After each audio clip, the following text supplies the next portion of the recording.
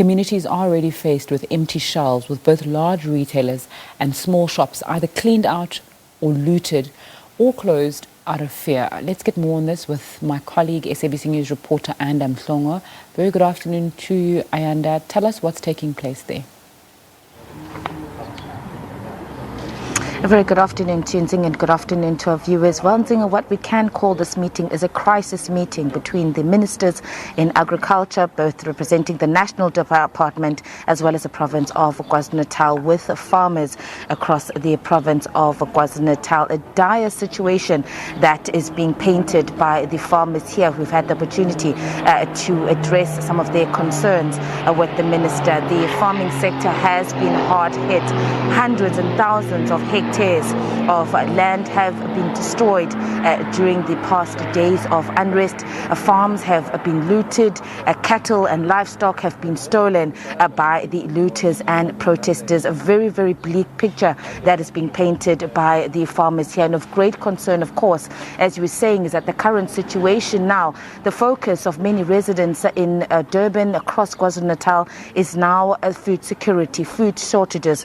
Stores, those that were damaged, unfortunately not much can be done to them now, but the very few that were saved now have their supply is being depleted and such, and so there's this critical need now for food to be delivered across the province of KwaZulu-Natal. Great concerns so that have been raised by farmers here today, but the biggest issue that they have is with regards to security. They are ready to get back into work. They're ready to start supplying. However, their biggest concern is with regards to the safety of their farms, the safety of the workers, and the safety of their trucks and drivers on the roads. And let me now bring in the executive chairperson of SAFTA, that is the South African Farmers Development Association, Mr. Siyabonga Madlala. Mr. Madlala, thank you so much, sir, for agreeing to speak to us. Appreciate your time. Very difficult situation that you're faced with as farmers in the province of KwaZulu-Natal. Just speak to us about the extent of the damage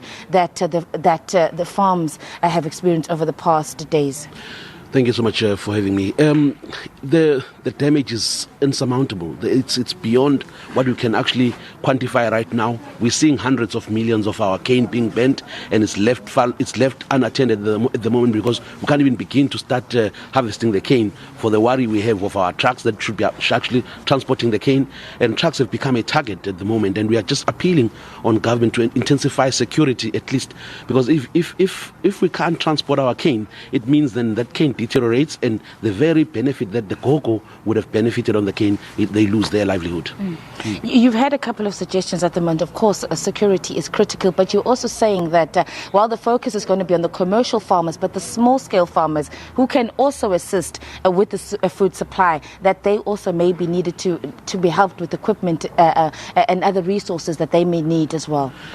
I think the actually big gain of a master plan that has been signed in the sugar sector does qualify small-scale farmers as foundational to the sugar sector, and currently they are the ones who are the worst hit because they're relying on contractors to harvest their cane. They're relying on commercial farmers to harvest their cane. So we are appealing on government also to assist now in fast-tracking the farmer production support units so that the small-scale farmer can be self-reliant and be able to harvest their cane. Right now, they'll be the last to send their cane to the mills, and that means a demise of that small-scale farmer.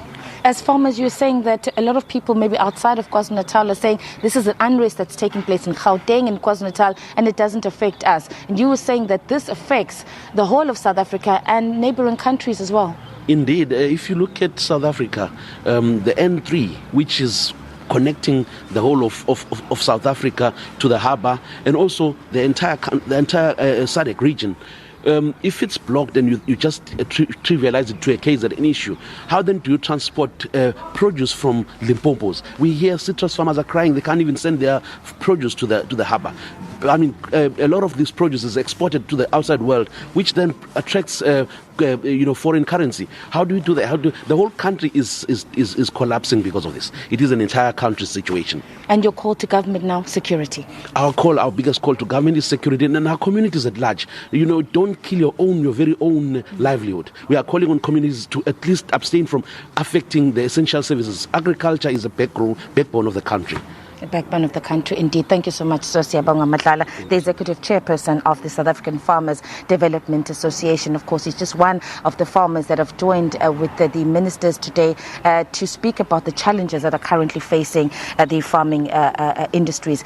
Much relief, though, that during this meeting, the minister then announcing the opening of the N3. In fact, I heard cheers and claps from the farmers, at least saying that there is now going to be movement. But what they're wanting, Zinga, is they want security. They want each and every one of their trucks to be protected either by the South African Police Service or by the National Defence Force, which has been deployed to the province of KwaZulu-Natal. Another concern as well is that they're saying that through the government gazette, it appears to them that the SANDF is going to be focusing on the hotspot areas, but they're saying that 80% of the province of KwaZulu-Natal is a hotspot. There are small rural towns that have been completely destroyed, and nothing remains in those towns. There's no food and no stores, and so rural communities are being cut off, and they want to then move into those rural communities now to be able to supply food to those areas. So an appeal that, from them, they are saying that every area in the province of KwaZulu-Natal is a hotspot and deserves the same attention as would be cities like Durban and areas around the major business development and the major business hub. So call from farmers, they need security urgently so that they're able to supply much needed food to the people of KwaZulu-Natal. Nzinga? And Mhlongo from KwaZulu-Natal with that update. Thanks so much for